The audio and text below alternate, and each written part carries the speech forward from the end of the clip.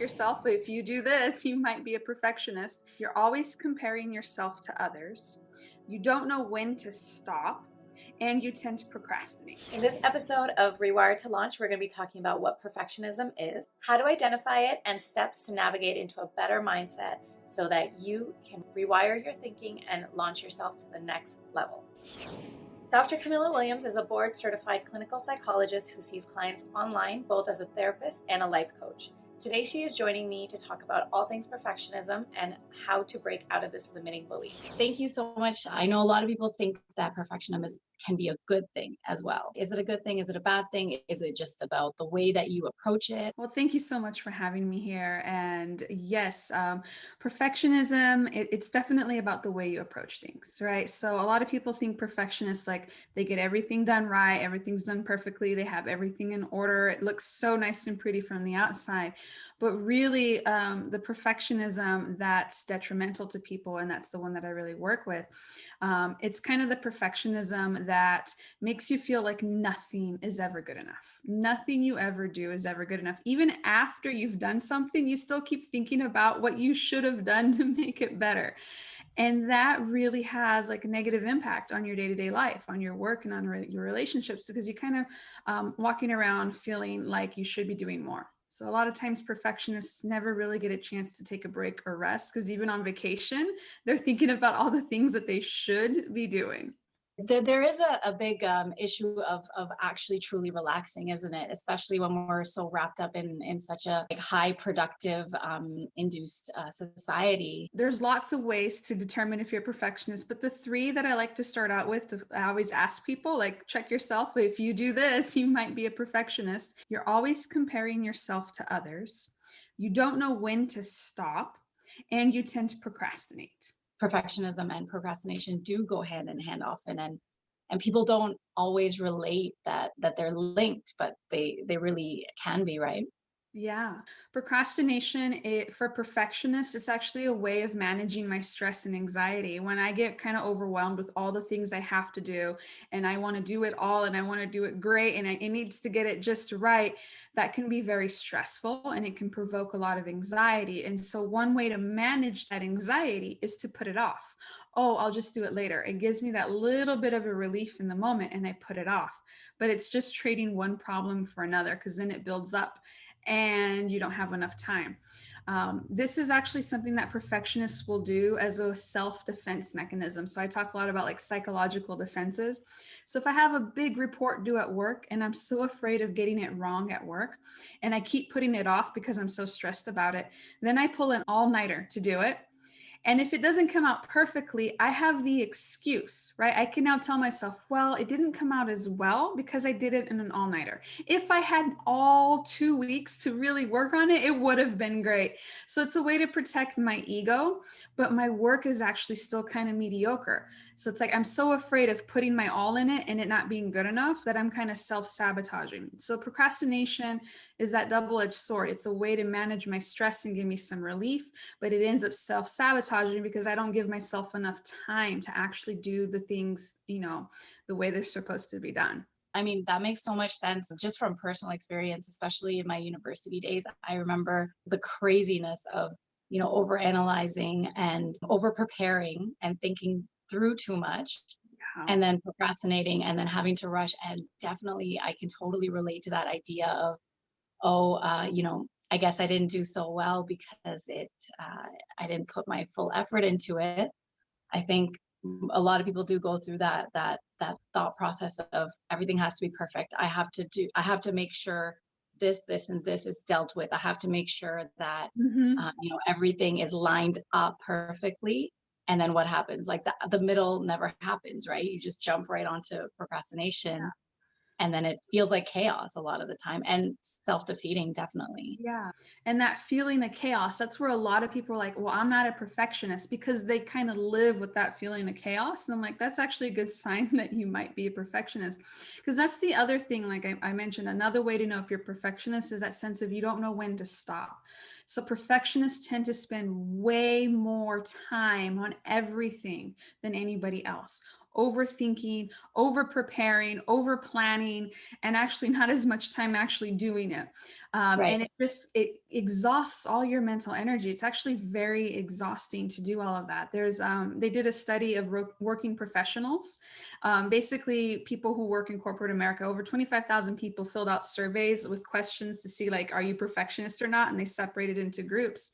Yeah. And they didn't find any differences between the two groups. You would think that the perfectionists would be better performance reviews, more promotions, higher pay.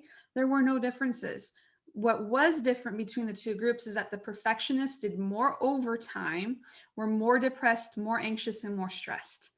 And Wow. so in the real world, you're not seeing like that achievement that you would assume a perfectionist gets.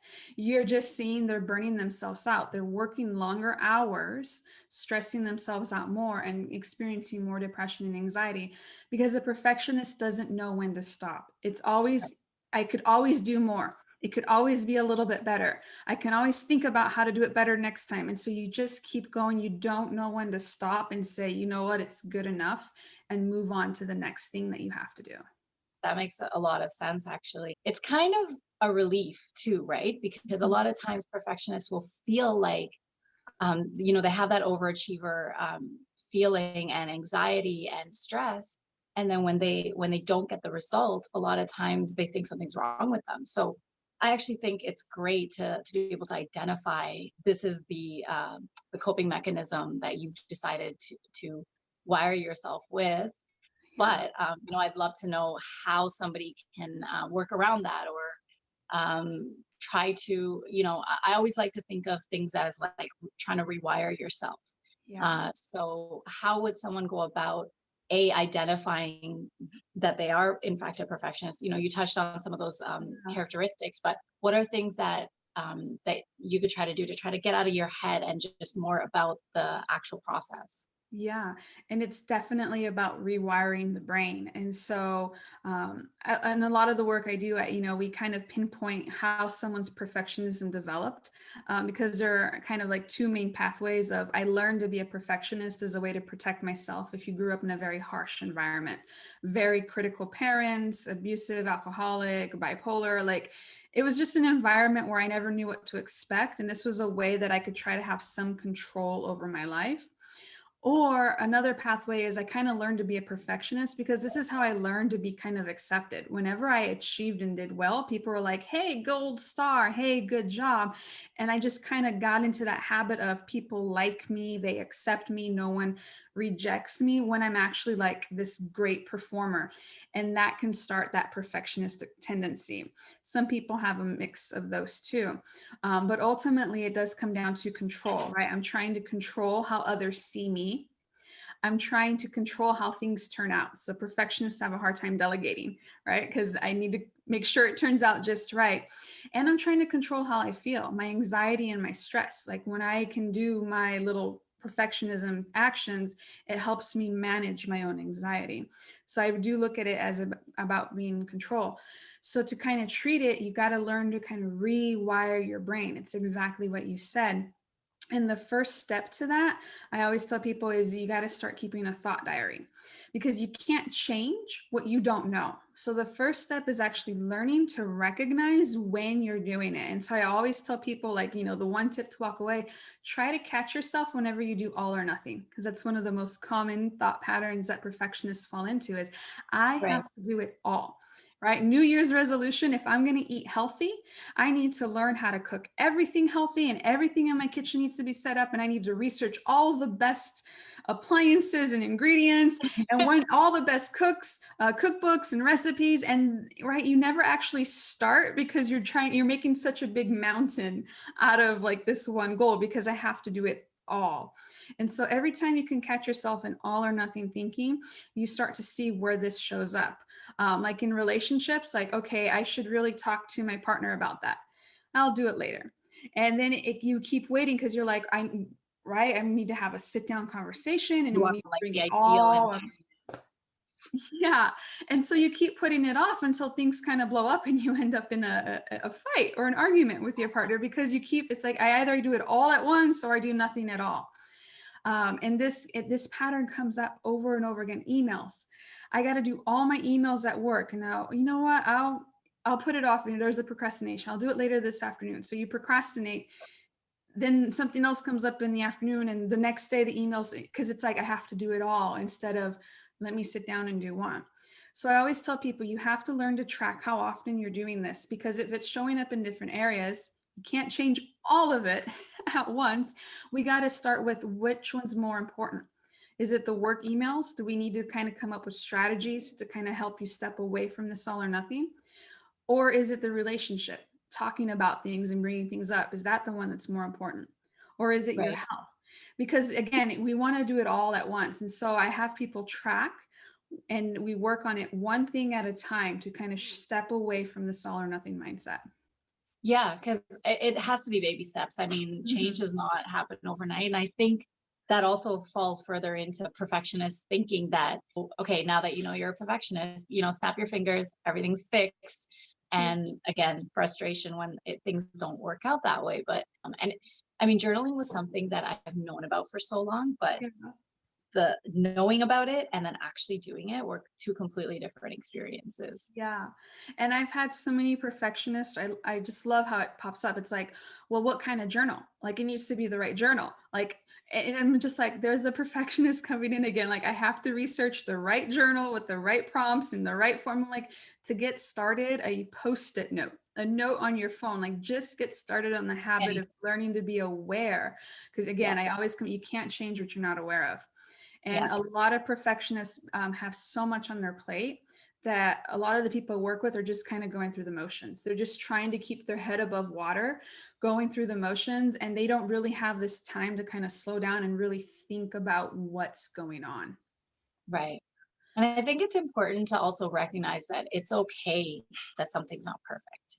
Yeah. I mean, today, for example, you were so patient with the scheduling leading up to this because this being the first episode, I was dealing with, all kinds of over planning and tech issues and making sure everything was right. And I mean, it's not perfect. It's not in any way what I envisioned when we originally set, this day in our schedule.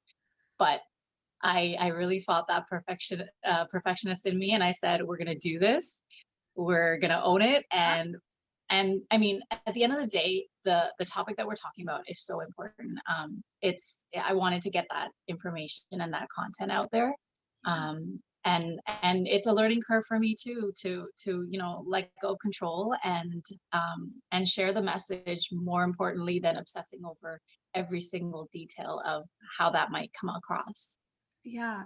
And that's such a big part of this whole process. Like, imperfect action. Like, there's something about like being so afraid of failing. Like, I didn't get it right. And I mean, this is great. I just want you to know, like, this whole setup you have, it's beautiful. It's great. I'm so glad we were able to do it.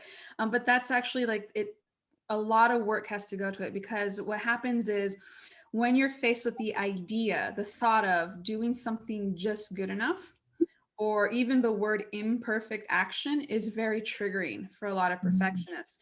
And so a lot of times people have to do some mindset work around, well, what does it mean to fail? What does it mean to do something just good enough? And that really gets at some deeper beliefs that people have been carrying around for a long time about their sense of worth. So my second tip actually relates a little bit to values. I'll do a lot of values work with people. I always recommend people, you can Google values card sort. There's so many different values card sorts on the internet that you can do to get an idea of what your values are. Because once you start to recognize, like I mentioned, the all or nothing, that's just one pattern of thinking. But once you get good at recognizing how often it pops up, the next step is to kind of shift it. So, what do I shift it to, right? So, my Right. second recommendation, because I just love this mantra and it's so helpful for me and for a lot of the people I work with, is just try for now to shift it to I don't have to do anything, I'm choosing to. Because when you say I have to, like, oh, I have to cook dinner again. Why do these kids eat every day? Every day I have, like, it just feels like that weight on the shoulders, right? And Absolutely. I'll challenge someone like, you don't have to cook dinner. I'm like, of course I do. Like the kids need to eat. No, you don't have to cook dinner. and I'll push someone on there, and eventually we kind of get to the point, it's like, no, I have to, because if I don't, that's child neglect. If I neglect my child, they're going to call CPS and the social workers are going to take them away. Like, okay, so why are you cooking dinner? It's like, no, I'm choosing to, because I love my kids, I don't want to neglect them, and I don't want CPS to take them away. It shifts you from I have to, oh, to no, I choose to because I love them and this is why I'm doing it. It's kind of a shift into a position of more control. And Right. whenever I challenge someone to like, oh my gosh, I have to do all those emails and I have to get this report in and I have to do this. And then I like with that to-do list, I'm like, you don't have to do any of it. Actually, you really don't. You can just ignore the emails. And usually I've done that before at work. If you ignore an email, as the problem tends to resolve itself in over a week. It's like, what are you choosing to do? And this gets back to your values. The more you're choosing to do things because they align with your values, the happier and more peaceful you're going to be. I want to be careful. Happiness is happenstance. I'm going for peace. The more at peace you're going to be, the less stress. And so that's a really easy mantra for people to kind of check to see where they're at. I don't have to do this. I'm choosing to, why again? Why am I choosing to do this? So I love to have people just practice challenging themselves with that. The moment you tell yourself, I have to do this, the moment you bring on this like negativity and weight to Yeah, something, you feel it. Like you physically yeah, feel the weight that you mentally put on yourself. And it might even be something that you were looking forward to before, but say you have to like get outside, clear the snow off your car and then drive through like a winter storm. Suddenly the ideal of that is just like breaking down everything that you were looking forward to. Obviously, just a like silly example, but sometimes it's something so simple as that yeah. totally like sends you on that spiral. Yeah, and for this is a really good way to also bring to light those perfectionist thoughts, because a lot of times when people start doing it, it's like I have to. It's like, why do you have to? It's like, no, I have to, because if I don't get this right, they're gonna think I'm stupid, they're gonna think I don't belong here, and they're gonna fire me, and if I get fired, I'm gonna end up homeless on the street. It's like, wait, hold on. Like, where did your brain just, right? It forces you, like, wow, I'm telling myself that I have to put in 80 hours on this one report because if I don't get it right, they're going to fire me. Like, it really forces you to kind of check yourself. Like, Yeah, right, it's like, wow, like that is perfectionism if I've ever seen it. And once you start to kind of really bring that to light, and especially if you write it down and put it on paper, it becomes easier to then try to think through, okay, how do I want to approach this? yeah. And that's actually a good point. I find when I do write something down and I go back to it weeks, months, even years later, I feel so silly about the things that I was like stressing about, right? Yeah, And sometimes just being able to write it down, take a step back, and then see that, it helps you totally reframe the way that you see your world and the narrative that you tell yourself on a day-to-day basis, right? yeah. That's another way, like if it helps people remember out, it's like, what's the story you're telling yourself? If you want to change how you feel, you have to learn to change the story you're telling yourself. Because so much we feel like it's everyone else around us or our circumstances need to change, but it's amazing how just learning to adjust how we're interpreting what's happening to us can really Mhm. have a big impact on our mood.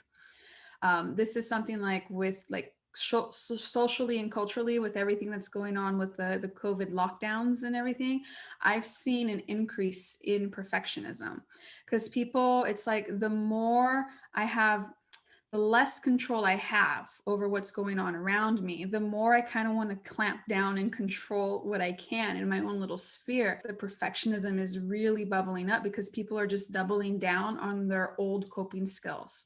And if they weren't the most healthy coping skills, you're experiencing a lot more disconnection and loneliness, depression, anxiety. Absolutely. I mean, mental health is not easy to deal with at any point, but with everything that's going on this year, it has really felt a lot heavier, a lot more stressful to a lot of people. And there's people dealing with all kinds of varying issues all over the spectrum, whether that's medical, financial, and just overall wellness.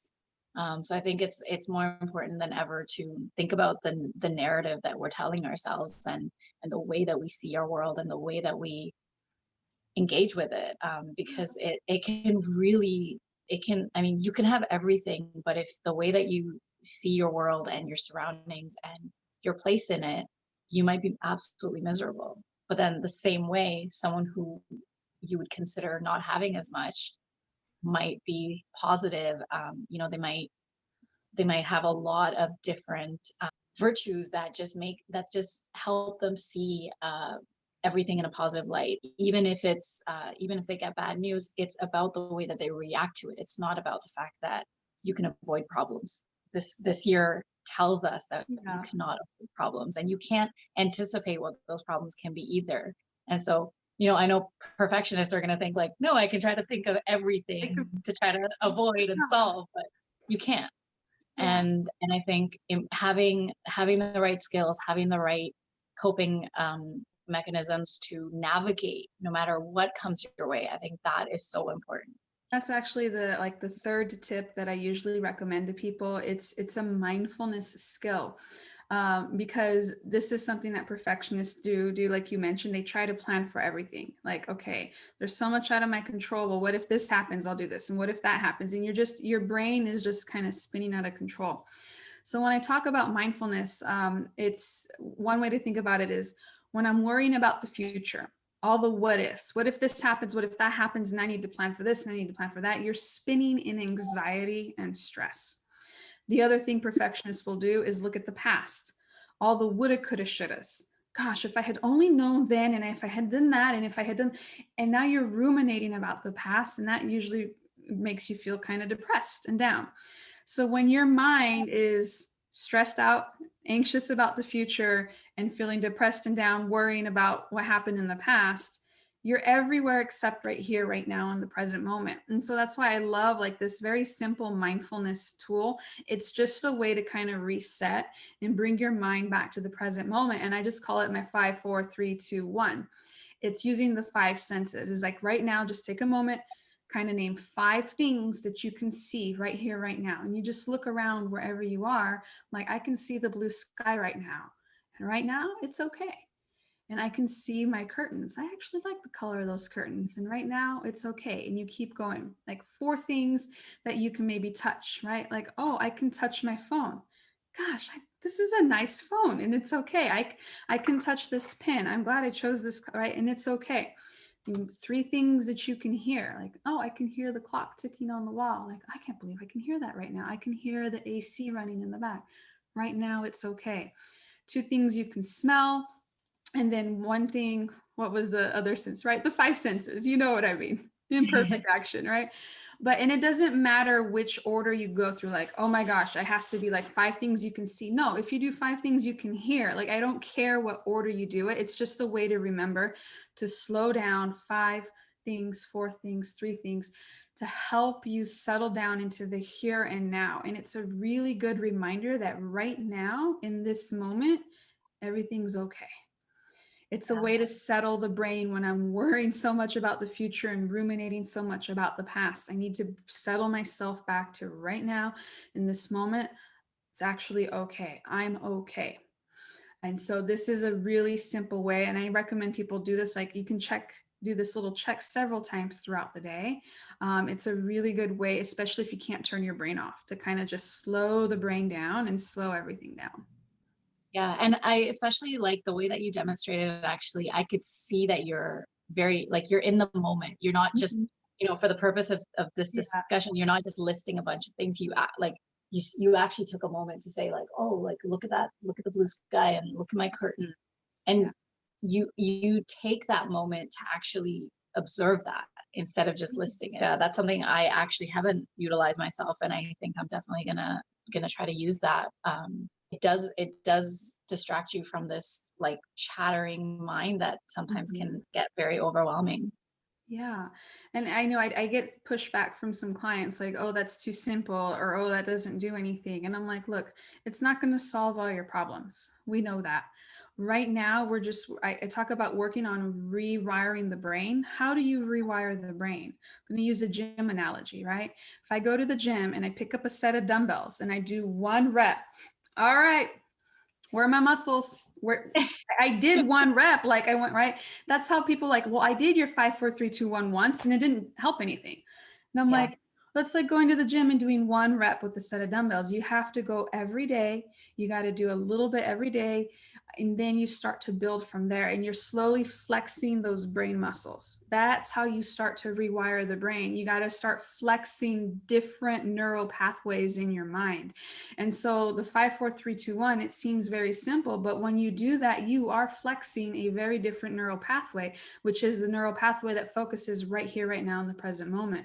It's the pathway that helps you settle down and slow down, which is especially if your brain just keeps spinning so fast, you really need to practice that. And so that's why I recommend you got to give it a shot. And there's so many other mindfulness and grounding techniques out there. This is just one of them, but Mhm. it's like, what does this have to do with, all the mindset shifts? It's like, well, this is helps you slow down to recognize the patterns, especially if it's all or nothing. It helps you slow down to think about, okay, what's the mindset shift, right? I choose to isn't working. I may need to find another mindset shift that fits with my personality a little bit better. Mhm. So, all these skills kind of play in together. That's why I tend to group these three together for people to at least start here. More recently, because of COVID in our local areas, I have noticed, mental health resources opening up a little bit more. I would still say I feel like, mental health is something that is not easily accessible, especially to the people that mostly need it. I know the value of counseling and mindfulness and reading books and, listening to podcasts that talk about these topics, but sometimes getting the information and applying it, especially in these baby steps is not always that easy. Sometimes you need that extra guidance. So, being a professional yourself, dealing with clients one-to-one, I'd love to know if you have any recommendations on how we can make mental health more accessible and how people that really truly need that resource can help themselves. Yeah. So this is near and dear to my heart. This is actually one of the reasons why I have kind of stepped into the life coaching realm in addition to the clinical therapeutic work I do. And that's because of the stigma around going to mental health for any kind of treatment, the stigma of being in therapy. And a lot of these tools and skills, so many of my clients are like, I wish I had learned this years ago. Like, I really wish I learned this in high school or I had this in college. Like, this would have made such a difference. And so I do look at the life coaching as a way of getting these skills out to a lot more people a lot sooner before they develop clinical issues that really require clinical intervention through psychology and psychotherapy. I love groups, actually. I know that those are extra scary for perfectionists, but that's because doing just the shelf help. All right, I'm just going to do all the books on a self-help shelf and I'm going to read it and that's how I'll do it. You're never have a sounding board to kind of put your thinking and your thoughts and how you approach things and your perspective out there, because when you have that sounding board, that's when you can really take a step back and look at like, oh wow, like that is the story I'm telling myself, isn't it? And so it helps to have someone else to talk to. And it helps even more if you're in a group where it's not just the therapist, like, well, you're supposed to say that you're the therapist. It's like other people who are going through what you're going through who can relate and they can kind of call you out on what you're doing because they can see it. It's so much easier, right, to spot what someone else is doing than it is to recognize it in ourselves. And that's why groups Absolutely. can be so effective. So psychology has actually done an amazing job on really shifting to online therapy. This is something that I've been doing online therapy actually way before the COVID lockdown, and so that the systems and technology has already been there. I also recently started doing online wellness groups. So this is non-clinical, right? This is just regular people, moms, dads, people going through divorce, all kinds of issues who just need to connect with like-minded people to kind of have that safe space where I can talk about these things. Because here's the thing, it's so hard sometimes to talk to our friends and our family. It's right? Like, especially things like, what are they going to think? And so you really need it. It's helpful to go through like a neutral third party that you can talk to about these things. So I highly encourage people to look for, and it doesn't have to be a professional group. It can just be like an online group over a shared interest. It's a way to connect with others and not feel so alone with this. Because perfectionists, I always imagine them with like the weight of the world on their shoulders, and you can feel so alone with the weight of the world on your shoulders, and you really need that support and connection from others. That's a great point. And actually, going back to your earlier point about, the analogy of going to the gym Mhm. and doing one rep and then Yeah. expecting to see results, and then almost being just like devastatingly disappointed when you don't have those results as well. But it just makes me realize, it is a muscle. And what we've been doing with the narrative that we've been telling ourselves up until now, Mhm. we are constantly stretching one muscle or working one muscle, right? The muscle of negativity, the muscle of, anxiety and spiraling with our perfectionist tendencies, except we're not willing to counter that with even 20% of that same act that's Mhm. gone to work, right? Like if Yeah. you're constantly just working your left arm and you do nothing with your right hand, Yeah. you're gonna look like it's gonna show It's eventually. gonna And show. I very recently learned that perfectionism and procrastination are similar, and Mhm. they're connected. Yeah. But I also didn't realize it was a control issue. Yeah. um, it, even for me, I'm realizing a lot of things during our discussion today, because it is constantly trying to hold on to something, right? Trying to control an environment or the outcome. Yep. And then the opposite end of that is what happens when now you've gotten overwhelmed and now you're dealing with procrastination and Yeah. fear of failure is coming true. Yeah. It's, I mean, that's another way to kind of like, if you remember one thing, it's like, am I trying to control how others see me? Right? Like, oh my gosh, if I put this out and, this podcast isn't perfect, and, others are going to think that I don't know what I'm doing in it. Right now, you're trying to manage what others think. And we can't really do that. And you can waste so much time and energy trying to control how others perceive you. And usually at the core of that is fears of not being good enough, fears of failing, trying to control the outcomes. Like, this is, I need everything to go well. This is how I've learned to stay safe. This is how I've learned to protect myself. If I just can control the outcomes, things will be okay. And trying to control my emotion. It's like, I don't, that makes me stressed. The idea of turning it in after only revising it once, my anxiety goes through the roof. How do I manage my anxiety? Let me just review the draft 3 or 4 more times. Right? Oh, I managed my anxiety and I wasted 2 hours reviewing it 3 or 4 more times when really it was fine after the first draft. I could turn it in. So, yeah, those 3 things: controlling how others see you, controlling the outcomes, and controlling your own stress and anxiety are driving factors behind perfectionism.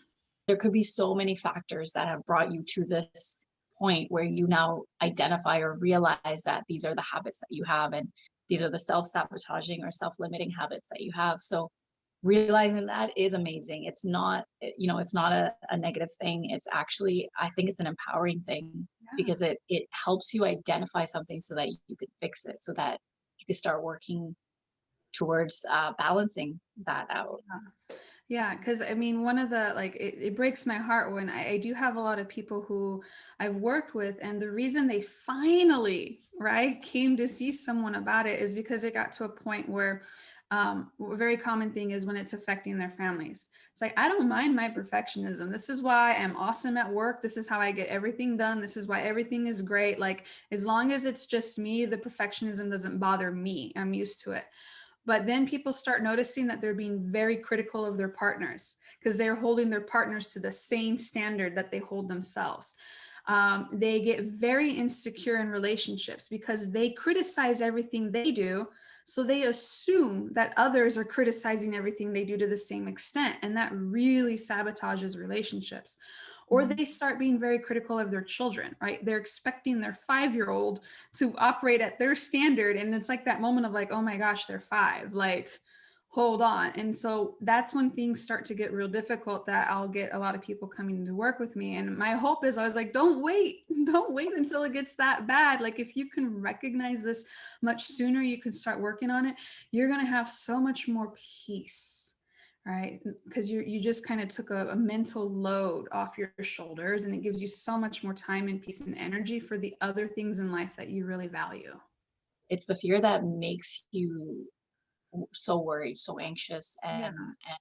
and almost like deters you from something. Yeah. But a lot of times when you just embrace it, and you stop overthinking, and you try to shut that voice out, a lot of times you end up loving and really getting lost in whatever you're doing Yeah. as well. It's actually one of like the most magical moments. My clients hate it when I get so excited. Like, I had a client who was so worried about doing a presentation at work, and they come in and they're like, "Oh my gosh, it was awful. I froze. I forgot the slide I was on and I skipped ahead, and then I couldn't find my spot and it was so embarrassing." And I'm just like, "Oh, and what happened?" He's like, "Well, nothing happened." I'm like, "Well, did anyone mention?" "No, no one said anything." And I'm like, "Did you get demoted?" "No, I didn't." "Did anyone make fun of you?" "No." "So you survived it. Great." And they're looking at me like, "How can you say that's great?" And I'm like, "Because your worst fear, right? You were so afraid and so anxious and so stressed about fumbling your words at that presentation actually happened, and you survived it, and you were okay, and nothing bad happened." And you need to file that away, and you need to remember that, because it's going to help you with your anxiety the next time. You can like, "Oh, I've survived this. I've done this before. I can handle this." And you actually get a little bit better and better at that each time. And over time, you're going to find yourself so much less stressed over things, because you've become a pro at handling and going with the flow, whatever might happen. Becoming a pro at failing is an amazing thing. It helps you adapt to almost any new situation that you find yourself in. And I also think that some of my most defining moments have been in those uncomfortable Mhm. situations that I've had to just embrace it. And I may have hated it, going through the process even, but coming out of it, you realize how much you learn, and you have a new perspective on yourself, how you perceive those like similar situations as well. So I don't know if this is a perfectionist thing, but a lot of clients who have like a dream or a desire of writing a book, but no one ever does it. No one ever writes their story. And I'll ask people like, "What do you think is better? To spend 10 years crafting the perfect story, or just churning out one book a year for 10 years by the time you get to the 10th book? Who do you think is going to have the better book?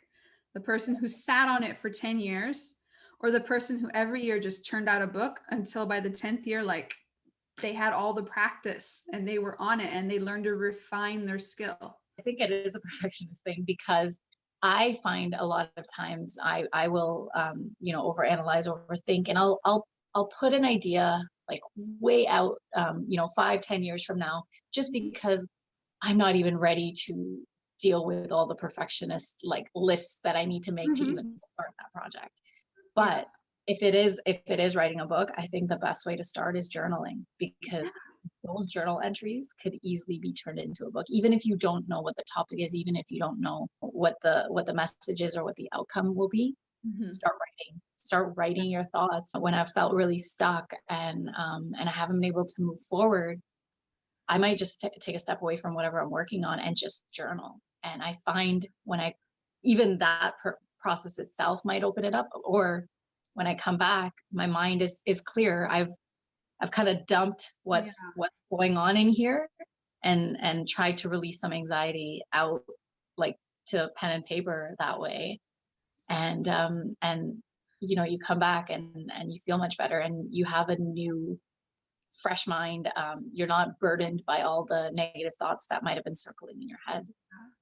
Yeah, and you kind of intuitively did one of the things that I'll teach people to kind of work on, which is learning to stop focusing on the outcome and focus on the process. Perfectionists get very attached to, I call it the gold star syndrome. Like, I have to have that gold star, and that gold star means that I'm good and worthy and deserving of love and acceptance and, right, all the good things. And you get so worried about, I have to get this certain outcome, that you're no longer having fun. You're not enjoying the process. Everything's is a drag. And so learning, like you said, to kind of just set aside the outcome and take that step back and just focus on the process. And that's what journaling is. Journaling is focusing on what's going on right now, today. And you do that day after day after day, and you get very much better at, I call it shifting, right? Mindset shift. I'm focused on that outcome. I got to get it right. Okay, we got to shift it to the process. What are you doing right here, right now? Every time you make that shift, you flex another, right? It's another rep of flexing that mental muscle of learning to rewire your brain. Yeah. Well, thank you so much. I have really enjoyed this discussion. I could go on for hours about this topic. Me too. Thank you so much for having me here. It's been a pleasure.